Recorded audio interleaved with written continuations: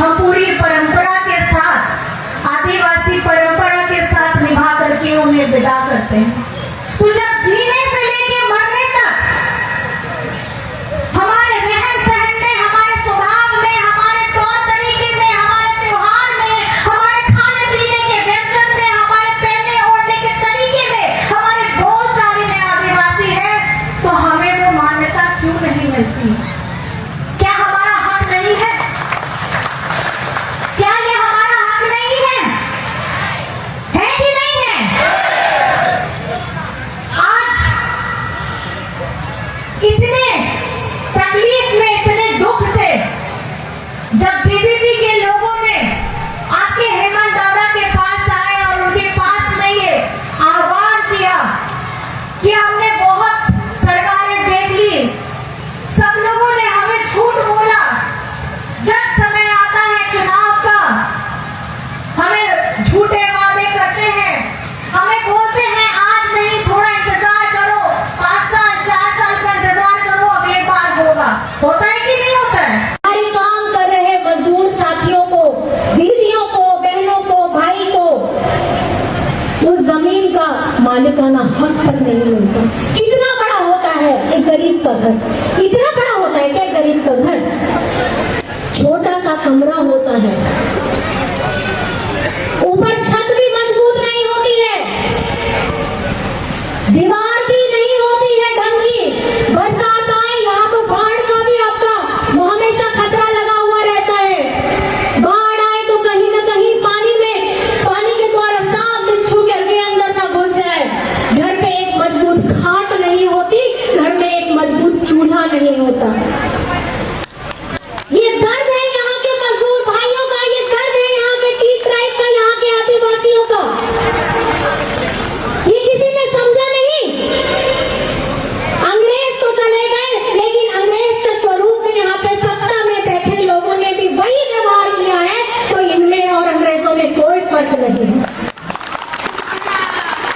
आज आपके दर्द, आपके संघर्ष, आपके हक की पुकार के लिए जब जेबीपी जेएमएम के साथ में आया, तो हेमंत दादा ने ये कहा कि झारखंड में भी, जो झारखंड बना नहीं था, झारखंड का सपना किसी ने देखा नहीं था, तो हमारे आदरणीय विश्व गुरु शिबू सोरेन ने, एक आदिवासी बेटा ने ये सपना देखा, हमारे आदिवासी लोग मिलकर, मूलवासी लोग झारखंड में रहेंगे। संघर्ष किया, लाठियां खाई, सर फूटा, कितने परिवार के कितने सारे लोग बिछड़ गए, कई लोगों ने अपनी आहुतियां दे दी, जेल चले गए, पूरा जीवन संघर्ष में चला गया।